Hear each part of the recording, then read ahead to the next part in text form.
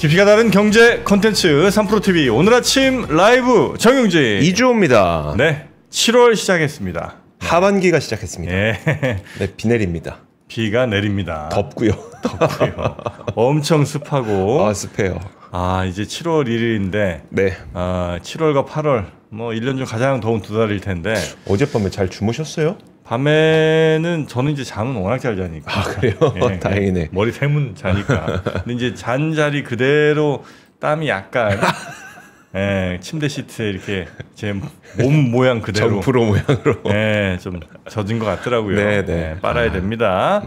자, 여러분도 하여튼 뽀송뽀송한 하루 되시기 바라겠고. 네. 자, 오늘 어떤 분들과 함께 할까요? 자, 오늘 권순일 취재팀장이 뉴스를 전해줄 건데요. 오랜만에 첫 번째 뉴스가 트럼프 뉴스가 아닙니다. 더 중요한 그 디램 가격이 계속 올라가고 있고 랜드 가격도 올라가고 있어서 그 소식 전해주실 거고요. 그리고 이제 주말 사이에 그 주택담보대출 6억 원 제한 규제가 이제 발표가 됐었잖아요. 그래서 그 영향을 한번 살펴볼 텐데 공교롭게도 이제 오늘부터 그 스트레스 DSR 3단계가 또 시작되기 때문에 부동산 시장의 영향을 이 NH농협은행 김효석 수석 부동산 수석위원으로부터 이야기를 들어보도록 하겠습니다. 네. 하여튼 시장이 부동산 이쪽이 또 난리긴 난리더라고요. 네. 예. 자, 그러면 먼저 뉴스부터 한번 좀 살펴보겠습니다. 그래도 트럼프 뉴스도 있을 것 같긴 한데. 네. 권 팀장님 어서 오십시오. 네, 안녕하세요. 3프로TV 권순일 취재팀장입니다. 네, 반갑습니다. 네, 반갑습니다. 네. 트럼프 뉴스가 뭐 없는 건 아닌데 이번 주, 다음 주까지 지날수록 좀 더 빌드업이 될 것 같아가지고 네. 똑같은 얘기 계속할 필요가 있을까 싶어가지고 뭐 전초전이다 라고 생각하시면 될 것 같습니다. 일본에도 한마디 세게 했더라고요. 네, 일본에도 좀 얘기를 좀 했습니다. 그리고 캐나다랑도 한판 붙었고. 그러니까요. 그러니까 일이 없는 건 아니에요. 네. 그런 건 아닌데 이제 그 날짜가 다가올수록 점점 심해질 거기 때문에 네. 그 부분을 좀 이렇게 뺐습니다. 네. 일단 뉴욕 증시 마감 상황부터 살펴보면요. 다우존스는 0.63% 상승했고요. 나스닥은 0.47%, S&P 500은 0.52% 상승했습니다. 그 S&P 500하고 나스닥은 또 최고치를 경신을 한 상황입니다. 그 캐나다가 어제 잠깐 소개를 드렸었는데 미국의 테크 기업들에 대해서 디지털세를 부과를 하겠다라고 좀 얘기를 했었습니다. 그러니까 트럼프 대통령이 그럼 캐나다하고 모든 무역 대화를 즉각적으로 종료한다라고 좀 얘기를 하면서 이 부분들을 철회를 했습니다. 캐나다가요? 예, 캐나다가. 그래가지고 좀 요새 트럼프 대통령 잘 나간다 그랬잖아요. 그러니까요. 네. 물론 뭐 삐걱삐걱 하는 거는 뭐 없잖아 있고 이제 본 게임은 7월 달에 또 있기 때문에 7월 8일 날 이게 어떻게 나오느냐에 따라서 또 타코가 될 수도 있는데 네. 와, 그 타코가 진짜 기분 나빴나 봐요. 그때 이후에 정말 강경하게 나오고 그 워낙 강경하게 나오다 보니까 좀 얘기들이 좀 미국이 중심이 되는 방식으로 좀 진행이 되고 있습니다. 그리고 뭐 일본에 대해서 미국산 수입 안 한다고 네. 그 관세를 일방적으로 통보를 하겠다 이렇게 좀 예고를 해놓은 상황입니다. 그래가지고 일본 야 니네 쌀 없다며. 쌀도 비싸다며. 쌀도 비싸다며. 네. 근데 왜 안 사? 뭐 이런 얘기하면서 그 일본에 이제 서한을 보낼 거다라고 네. 좀 얘기를 했습니다. 그러니까 일본이 그 미국에 대해서 굉장히 좀 약하고 시키는 대로 다 한다는 이미지가 좀 있잖아요. 근데 요즘에 일본이 좀 강경합니다. 일본이 이제 선거를 좀 앞두고 있고 그러다 보니까 굉장히 좀 강경하게 나오고 있고 매도 먼저 맞는 게 낫겠다라는 게 처음 포지션이었다 그러면은 네. 굳이 먼저 맞을 필요가 있나라고 해서 자꾸 발을 빼다 보니까 좀 트럼프 대통령이 일본에 대해서 이렇게 좀 언급을 한 상황입니다. 그리고 제롬 파월 의장 욕을 또 했습니다. 네. 근데 이 부분이 이제 제롬이 너무 늦었다. 파월과 그의 이사회 전체가 이런 일이 미국에 일어나도록 방치한 것에 대해 부끄러워해야 된다. 그들은 가장 쉬우면서도 가장 명예로운 직책 중 하나를 가지고 있는데도 실패했다. 우리는 1% 이상의 그 지자율을 지불해야 한다라고 좀 얘기를 했습니다. 근데 최근에 제가 되게 좋아하는 패드와처가 한 분 계시거든요. 네. 패드와처라 그러면은 그 연준 이사들의 그 일거수일투족 토시 하나까지 다 보는 네. 그런 분인데 요즘에 되게 흥미로웠던 포인트가 그 트럼프 대통령이 파월 욕을 하는데 네. 파월이 귓등으로도 안 들고 있다라는 거는 다들 아는 얘기잖아요. 네. 이사를 자꾸 부추겨요. 아, 파월은 안 되니까. 네, 파월은 안 되니까. 말을 안 들으니까 네. 연준 이게 지금도 보시면은 파월과 그의 이사회 전체 이런 식으로 이제 이사들을 부추기거든요. 네. 근데 그 페드와처 그분이 했던 얘기가 2명 정도가 네. 차기 연준 의장에 대한 꿈을 가지고 있는 것 같다. 그러니까 한 사람은 비둘기 원래 약한 비둘기파였는데 제대로 비둘기파가 됐고 한 사람은 매파였는데 비둘기파로 바뀌었다. 그리고 논리가 전혀 성립이 안 된다. 네. 그러니까 자기가 그동안 해왔던 논리에서 완전히 뒤집었다. 그래가지고 한 7월, 8월부터 이제 연준의 그 이사 후보를 뭐 얘기하겠다. 이제 트럼프 대통령이 그 얘기한 적이 있었거든요. 네. 근데 그 파월 의장의 임기가 내년 6월입니다. 그렇죠. 근데 7, 8월부터 이제 이사 후보를 얘기하겠다라는 얘기는 바로 레임덕으로 보내겠다라는 건데 네. 그래가지고 이제 그 페드와처 분의 얘기는 비둘기 경연 대회가 열리지 않겠느냐. 연준 내에서. 연준 내에서 네. 의사 결정을 그렇게 할지는 모르겠지만 네. 말을 막 그렇게 하는 게 있고 그리고 표현이 진짜 그분 참 대단하다고 생각했던 게 그 이사들이 이제 보통 이제 얘기를 많이 하잖아요. 네. 그때 영어 표현에 그러니까 I think 이렇게 얘기하면서 이렇게 쫙쫙 얘기를 한다는 거예요. 네. 그러니까 이건 연준의 의견이 아니라 내가 생각해. 나는 그렇게 생각해. I think 그러면서 이게 시작을 하는데 최근에 그분의 말이 We should로 변했다는 거예요. 연준은 그렇게 해야 된다. 그러니까 우리는 그렇게 해야 된다. 네. 예전에는 나는 그렇게 생각한다였다가 연준은 그렇게 해야 된다라고 바뀌면서 야 이분이 야심을 드러내고 있고 네. 트럼프의 전략이 파월을 압박하는 거에서 이사를 압박하는 걸로 변하고 그러면서 하나 둘씩 그 배신자들이 나오기 시작하면은 연준 이사들의 쿠데타가 일어날 수도 있는 거 아닌가?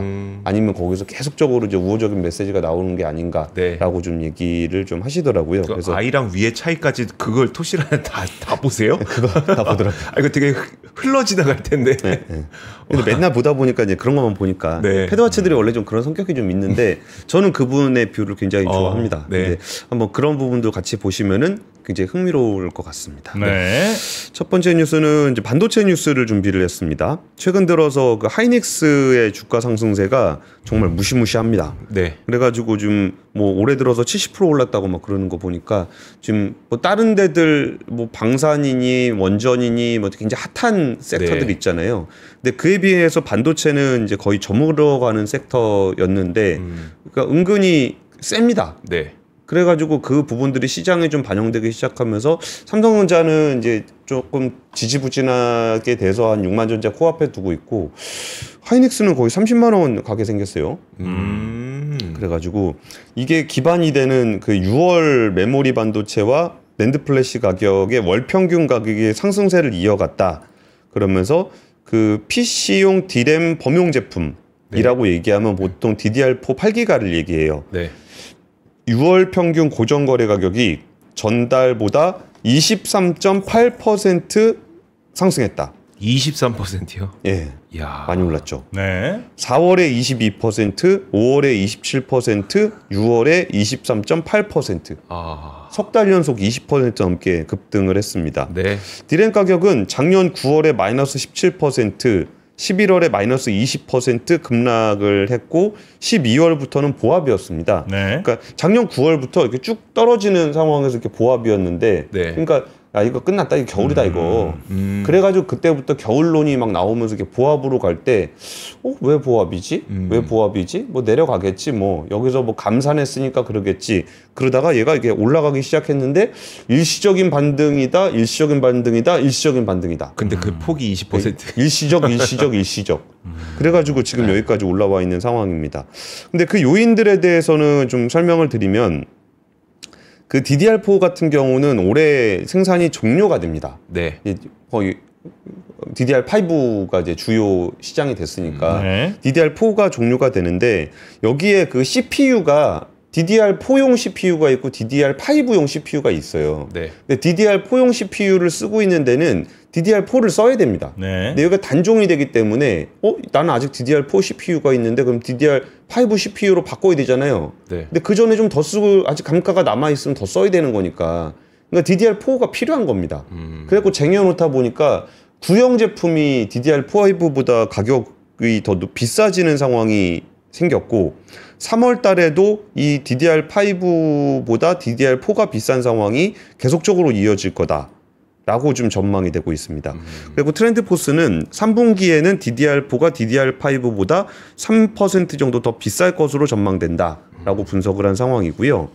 낸드 플래시 같은 경우도 이제 6월 평균 고정 가격이 전월보다 6.57% 상승했다. 작년 9월부터 4개월 연속 내림세를 보였거든요. 네. 그러니까 낸드 플래시도 그냥 쭉 떨어지고 있었어요. 근데 올해 1월부터 이렇게 반등을 했는데 6개월 연속으로 오른 겁니다. 근데 이게 쭉 떨어지다가 이렇게 반등을 하면은 사람들이 이제 의심을 하죠. 네. 일시적인 반등이다. 일시적인 반등이다. 일시적인 반등이다. 일시적이요? 일시적. 그러다가 이제 야 뭐가 도대체 일시적이라는 거야? 네. 라는 게 지금 시장 상황입니다. 네. 그러다 보니까 많이 오르고 있는데요. 사실 이 레가시 시장에는 삼성전자가 비중이 훨씬 더 커요. 네. 그러니까 하이닉스 같은 경우는 DDR5 원비 라인 정도에 나오는 반도체의 대부분이 HBM으로 들어가기 때문에 범용 제품 가격 오르는 거의 수혜를 상대적으로 덜 받을 수 있습니다. 네. 물론 그렇다고 해가지고 수혜가 없냐? 아닙니다. 데이터 센터 수요는 여기도 만만치 않습니다. 올해 글로벌 서버 시장의 규모가 지난해보다 44.6%가 증가했다. 1분기 기준으로 지난해 같은 기간에 비해서 134%가 증가했다. 네. 그러니까 이것도 작년 말에 그 겨울 얘기할 때 뭐라 그랬냐면은 빅테크가 AI 데이터 센터 투자를 축소하고 있다라고 네. 얘기를 했었어요. 맞아요. 그래가지고 뭐 올해 1월에도 아마존이 뭐 줄이고 있다, 뭐 계약을 파기하고 있다. 그랬는데 컨퍼런스 콜에서 안 줄였는데요? 안 줄였는데요? 아니야, 너는 줄이고 있어. 네. 안 줄였다니까요? 아니야, 너는 줄이고 있어. 이게 계속적으로 반복돼 왔거든요. 네. 근데 집계한 결과 1분기 서버 시장 규모가 지난해 같은 기간에 비해서 134%가 증가했다. 라는 겁니다. 이게 이른바 AI 버블론 때문에 그런 건데 여전히 전체 서버의 62%가 미국 시장에서 나타나고 있고 미국 시장에서 나타나고 있는 데이터 센터는 대부분 AI 데이터 센터다라고 보시면 될 것 같습니다. 네. 이게 결국은 우리가 항상 얘기하는 그 엔비디아 어떡하냐. 엔비디아 그 버블이라는데 어떡하냐. 네. 그래서 사상 최고가 해가지고 시가총액 1위 하고 있습니다. 그리고 AI PC 시장. AI PC 시장은 어떤 이슈가 있냐면 그 10월에 마이크로소프트 윈도우 10 서비스 종료가 되는데 그러면은 이제 윈도우 10 서비스가 종료가 되면은 이제 신규 PC 시장이 생겨요. 네. 노트북 시장이. 네. 그러면 노트북을 새로 사는데 여기에 AI 노트북을 쓰는 거 아니야? 라고 얘기했을 때 다들 걱정했던 게 아직 AI 노트북은 좀 이르지 않아? 네. 라는 건데 이게 어떤 수요냐면은 AI 노트북이 대단하게 효과를 주진 않아요. 아직 온디바이스에서 AI 처리할 수 있는 게 많지는 않은데 네. 그럼에도 불구하고 교체를 할 때는 그러니까 이왕. 새로 살 때는 이왕이면 좋은 거 사거든요. 네. 그래가지고 그런 부분에서 AI 노트북이 들어가면은 고성능 반도체, 그러니까 고성능 메모리들이 좀 들어갑니다. 그래가지고 여기서의 수요가 또 이어지고 있고요. 그리고 이제 AI 서버로 들어가게 되면은 여기에 낸드 플래시, 원래 낸드 플래시는 서버에 데이터 센터에 안 썼습니다. 네. 근데 AI 데이터 센터가 되게 되면은 좀 속도가 빠르고 용량이 큰 낸드 플래시를 쓰게 되는데 이 용량도 엄청 커야 돼요. 네. 엄청 커야 되는 이유가 뭐냐면은 낸드 플래시가 이렇게 있잖아요. 그러니까 작은 거 여러 개 써도 되기는 해요. 네. 근데 예전에 이게 여러 개를 쓰게 되면은 요거의 공간이 좁아요. 물리적 공간이요? 물리적 공간이. 네. 그래가지고 AI 데이터 센터의 낸드 플래시가 그렇게 고용량이 필요해? 라고 생각해. 엔터프라이즈 SSD라고 보통 부르는데 네. 그렇게 고용량이 필요하지 않았어요.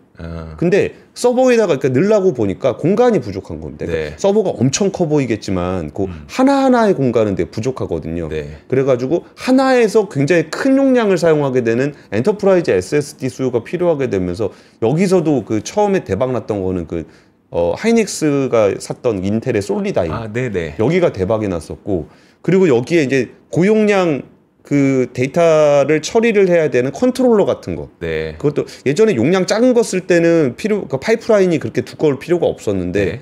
이게 낸드 플래시 용량이 확 커져다 보니까 파이프라인도 확 커져야 되거든요. 그런 부분에서 컨트롤러까지 이 모든 시장이 지금 다 같이 오르고 있는 네. 그런 상황이 이어지고 있습니다. 제가 모르긴 몰라도 우리나라 GDP 성장률 전망이 0.8%거든요. 네. 저는 이 반도체 때문에 조금 더 높을 거라고 봅니다.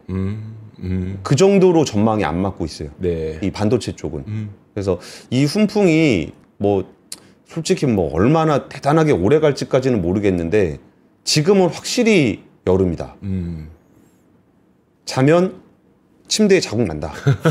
반도체 자국 난다. 네. 지금 반도체는 여름이다. 네.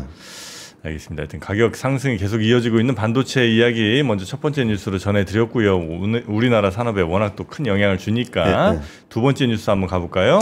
두 번째 뉴스는 이제 배당소득 분리과세 얘기가 좀 있었고요.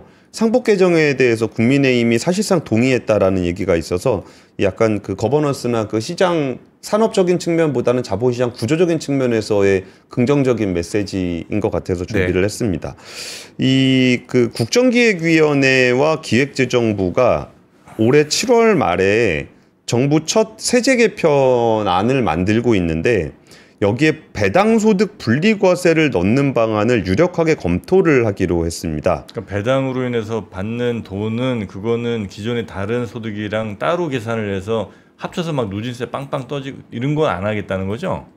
예, 맞습니다. 네. 그러니까 이게 배당소득을 이제 종합소득으로 집어넣게 되면은 거기서 이제 그 한 50% 넘게 세금을 내야 되거든요. 네. 그러다 보니까 이 부분이 그 분리를 해서 이거는 별도의 세율을 적용하겠다라는 얘기인데 이 부분들이 계속적으로 요구를 해왔습니다만 이게 결국 저런 거죠. 이게 배당 많이 받는 사람은 이제 부자들 아니냐. 대주주일 가능성이 높죠. 예, 예. 그래가지고 뭐 대주주 아니더라도 주식을 많이 가지고 있어야 되니까 부자 감세 아니냐.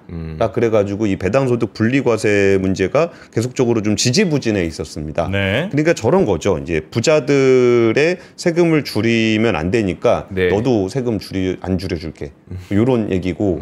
그러니까 이제 그 대주주들은 내가 그 배당 받으면은 이제 세금을 절반 이상을 세금을 내야 되는데 그러면은 또 배당을 또 안 하게 되는. 네. 그러니까 우리 다 같이 배당을 받지 말자라는 분위기가 좀 계속적으로 이어지고 있었습니다.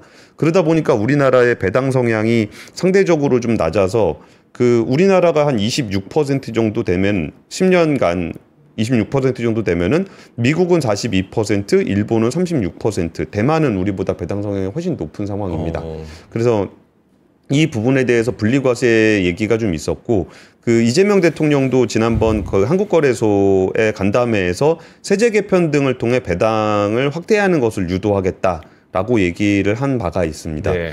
그리고 이 배당소득 관련해서는 그 이소영 더불어민주당 의원이 낸 안이 있는데 여기에는 그 배당 성향이 35% 이상인 상장사가 지급하는 배당은 종합소득에서 분리해 별도 세율을 매기도록 하는 안이 담겨져 있습니다. 근데 이 부분에 대해서는 저는 뭐 이렇게 뭐가 맞는지 잘 모르겠는데 배당 성향이 35% 이상인 상장사에만 이 분리과세를 해주는 게 맞는지 따로 계산하기가 좀 복잡할 것 같은데 그러면.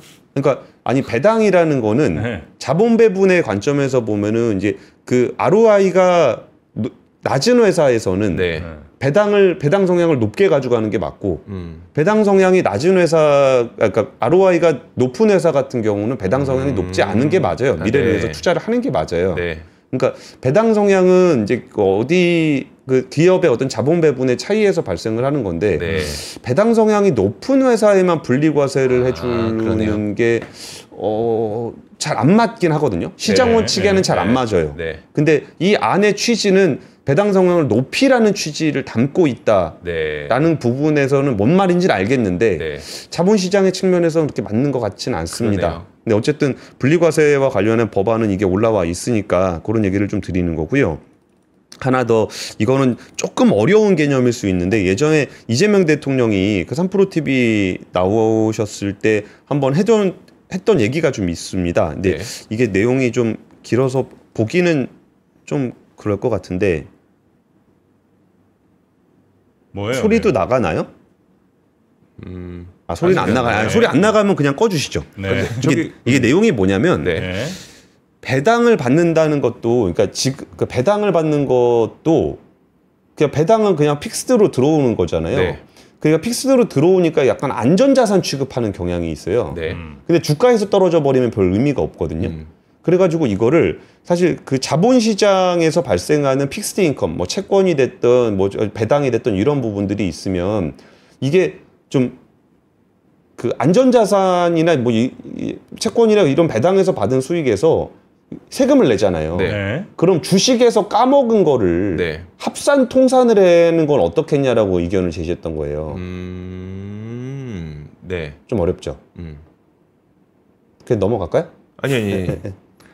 그러니까 이제 주식에서 내가 마이너스 30 났어. 근데 배당으로 좀 많이 받았어. 한 3% 받았어. 이제 배당 받은 건 따로 그냥 세금 내야 되는데 사실 네, 난 네. 주식 투자로 손해를 좀 봤는데 예. 이게 좀 억울하니까 주식에서 플러스 마이너스 손해 난 거랑 배당 받은 거랑 좀 합쳐갖고 충분히 이익 나면 거기에 이제 세금 매기자 이런 거 아니에요? 그렇죠. 네. 맞아요. 맞습니다.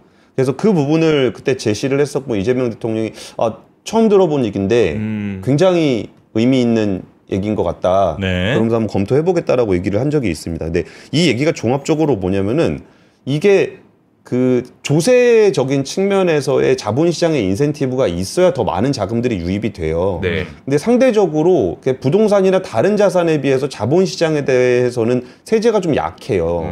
이게 왜 그러냐면 예전에 주식 투자를 투기꾼들의 시장, 도박장이라고 생각했던 인식들이 굉장히 강하기 때문에 네. 자본시장에 대한 인센티브가 굉장히 약한 상황입니다. 네. 근데 지금 개인 투자자가 1,400만이 있는 상황에서 야 배당하면은 대주주만 더 먹는 거 아니야? 아무도 배당하지 마. 이거는 좀 아니잖아요. 그래서 이런 부분들이 하나둘씩 개선되고 있는 거고 거기에 대한 뭐 개선거리를 더 많이 찾아서 좀 제시를 해야 될 것 같습니다. 네. 그래야 이제 부동산에 과도하게 쏠려 있는 재산을 이쪽으로 좀 돌릴 수 있을 것 같고요.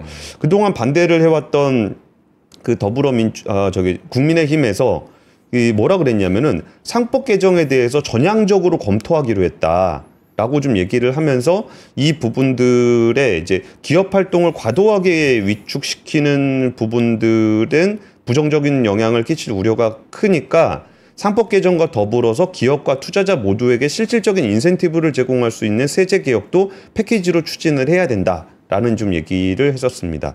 그런데 여기에서 내용은 좀 복잡하긴 하지만 배임죄의 범위를 어떻게 볼 것이냐, 뭐 이 경영 판단의 원칙에 대해서 어떻게 규정을 할 것이냐 이런 것도 함께 가야 된다라는 얘기를 했는데요. 저는 이 부분에 대해서는 그렇게 하는 게 맞는 것 같아요. 네. 그러니까 진짜 주주에게 명백하게 피해를 끼치는 행위도 처벌 안 하는 것도 문제지만 네. 이게 범위가 너무 광범위해가지고 경영적인 판단을 자신 있게 할 수 없는 상황도 문제가 있는 거거든요. 네. 그래서 이런 부분들은 이제 그 국민의힘 쪽에서도 상법 개정에 대해서 사실상 동의를 한 상황이니까 이런 디테일한 부분들도 함께 적용을 해서 이제 투자도 자유롭게 이루어지고 네. 거기에 따른 경영도 자유롭게 이루어질 수 있는 그런 환경 조성이 좀 필요한 것 같습니다. 네. 자, 그럼 배당소득 분리 과세, 이게 지금 이야기가 활발하게 오가고 있고 아마 이건 통과될 가능성이 높아 보이고요. 그리고 세 번째 뉴스도 얼른 가보겠습니다. 세 번째 뉴스는 이제 롯데케미칼의 신용 등급이 떨어졌습니다. 롯데케미칼 정기 신용 평가입니다. 네. 롯데케미칼이 AA 네거티브에서 AA 마이너스로 바뀌었습니다. 네. 그리고 이게 롯데케미칼을 비롯해서 여기가 좀 신용 등급이 떨어지다 보니까 지주는 지급 보증을 하는 경향이 좀 있기 때문에 네. AA 마이너스에서 A 플러스로 떨어졌습니다. 이제 A가 한 개밖에 안 남았습니다. 네. 그래서 이렇게 등급이 왜 조정이 됐는가라고 했을 때 그 공급 과잉 상태가 지속이 되면서 실적 회복이 지연이 될 것이다. 자구 계획에 따라 차입금은 축소가 되겠지만 단기 내 유의미한 재무 안정성 회복에 이르지 못할 것으로 전망된다. 라고 좀 얘기를 했습니다. 2024년 중국의 증설 부담이 완화가 됐지만 그간 누적된 초급 공급 부담이 해소되지 않았고 저율 가동률 떨어지는 상황이 지속됨에 따라 적자를 기록했다. 그래서 이런 부분들이 앞으로도 해소되기가 좀 어려울 것 같다라는 부분들을 신용등급 하락의 이유로 삼았습니다. 그러니까 우리나라 화학 산업들을 보면은 지금 이게 에틸렌 기준입니다. 글로벌 에틸렌 기준으로 증설 및 가동률 추이를 보면 가동률이 지금 우리가 2025년 기준으로 해서 계속 떨어지고 있는 추세입니다. 떨어지고 있는 추세에 저점을 27년을 저점으로 해서 올라갈 것이다라고 전망을 하고 있는 거고요. 네. 지금 증설을 보면은 2024년에는 증설이 거의 이루어지지 않았습니다. 그럼에도 불구하고 지금 우리의 화학 사업이 되게 어려운 상황이잖아요. 네. 근데 올해는 증설 물량이 엄청나게 높아집니다. 이거 전 세계인가요? 아니면 글로벌입니다. 글로벌입니까? 예. 그리고 26년도 올라가고 27년엔 더 올라갑니다. 네. 여기도 보면은 프로필렌 같은 경우에도 24년 증설보다 25년 증설이 훨씬 높습니다. 26년은 더 올라갑니다. 가동률은 26년을 저점으로 잡고 있는데 네. 과연 이 저점에서 저점이 될지에는 전망에 대한 이야기입니다. 네. 그래서 우리가 굉장히 좀 어려운 상황에 처해 있다. 계속적으로 글로벌 증설이 이루어지고 있는 상황에서 우리는 지금도 가동률이 낮고 적자를 보고 있는 상황이 이어지고 있다라는 것이 현실입니다.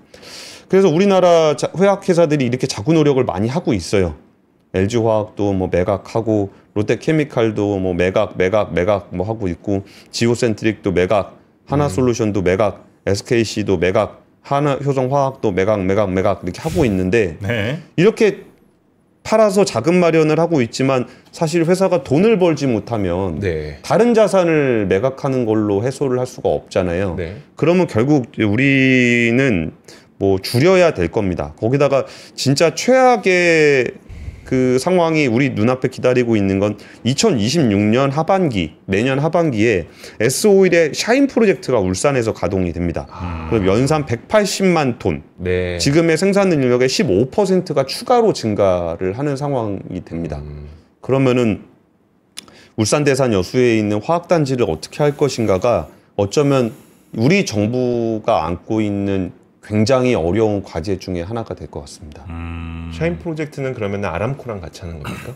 예, 맞습니다. S-오일이니까 예, 맞습니다. 네. 예, 최대 주주가 아람코입니다. 네. 하여튼 지금 우리 케미칼 쪽이 참 어려운 것 같아요. 저도 지금 케미칼주가 있습니다만. 맞다. 말씀하셨었죠. 네. 네. 쉽지가 않습니다. 그나마 괜찮은 그러니까. 케미칼 들고 계시잖아요. 네. 이렇게 떨어질 줄은 몰랐는데. 네. 여튼 케미칼 구조조정 뭐 요것도 아마 조만간 좀 있지 않을까 싶기도 하고요.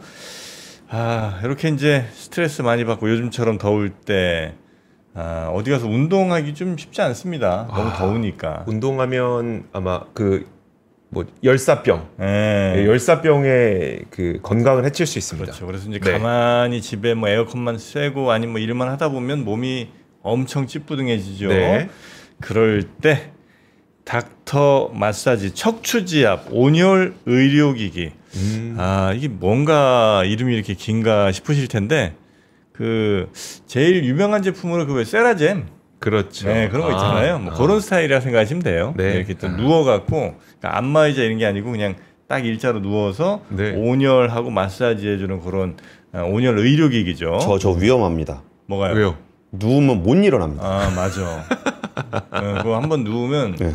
그렇더라고. 아예 그냥 못 일어나는 분들이 종종 계신데. 너무 좋아. 네. 누워봤어요, 저도. 못 어르신- 일어나는데 이게 카페 같은 데서 저런 거 했었거든요. 일어나세요. 나가세요. 다음 번 받아야 돼. 카페? 있어요. 있어요. 체험해 볼 수 네. 있는. 체험 공간. 네. 네. 하여튼 뭐 저렇게 편안하게 누워서 척추 라인 따라 움직이는 듀얼 멀티 롤러 시스템이 아주 그냥 허리를 쫙쫙 펴줍니다. 네. 허리, 경추, 요추, 하여튼 허리 편안하게 온몸 편안하게 한번 누워 보시고 또 체형을 자동으로 스캔해주는 센서가 있어서 네. 그런 것들도 뭐 일일이 막 어디부터 어디까지 지정하지 않아도 알아서 잘 주물러 드립니다. 요거 전국 무료 설치해드리고요. 무상 AS 18개월, 1년 반 동안 무상으로 AS 해드린다는 거. 네. 요거는 이제 핫딜가 99만 원. 오. 네, 100만 원 안 넘기려는 아주 갖은 노력이 보이죠. 99만 원에 전국 무료 설치 18개월 무료 AS를 해드립니다. 그렇지. 저기서 한번 이제 자기 시작하면 부부 사이는 이제 끝입니다. 거기서. 왜냐면 한 명은 거기서 계속 자거든요. 네, 그렇게 저기 또 누워서 TV 보면 뭐 핸드폰 보면 저기 이제 핸드폰 어떤 분은 거치대 하나 설치해 놓으시고 네. 네, 유튜브 틀어놓고 그냥 거기서 그냥 주장창. 닥터 마사지 척추지압 온열 의료기기 있고요. 그리고 이렇게 마사지만 하면 뭐 하겠습니까? 우리 또 팔꿈치, 무릎, 발목 이런 관절마다 있는 연골들 얘네들이 이제 잘 또 지탱을 해줘야 얘네 네. 오래 쓰는 게 핵심이잖아요. 그렇죠. 예, 연골 닳고 연골 없어지는 게 나이 들면서 제일 두려운 것 중에 하나인데 그래서 프로테오글리칸 연골 영양제. 네. 요게 연어에 연어코 연골이요. 연어코에 연골이 있나 봐. 어. 예. 그리고 상어 연골. 상어에도 또 연골이 있나 봐요. 이게 피부와 흡수에 좋은가 보네요. 네, 그래서 뭐 콘드로이친과 황산도 포함된 연골 건강에 필요한 핵심 성분들 이런 걸 쫙 다 모아서 네. 이렇게 영양제로 만들었습니다. 이게 이제 연어코 연골 그리고 상어코 연골 이렇게 이제 세 박스로 들어가고요. 요 연골은 사실 우리 이제 온몸에 있거든요. 꼭 뭐 네. 관절 아니더라도 뭐 그런 데마다 연골의 영양을 좀 잘 채워주는 게 아마 중요한 것 같은데 뭐 그럴 때 필요한 영양제가 아닌가. 이거는 아무래도 이제 우리 부모님 세대 분들이 연골에 대한 고민이 많으시고 또 병원 진료받으러 가서 연골이 아파서 왔어요. 그랬더니 지금은 그냥 버티시면서 더 아프실 때까지 좀 기다리는 게 나을 것 같아요.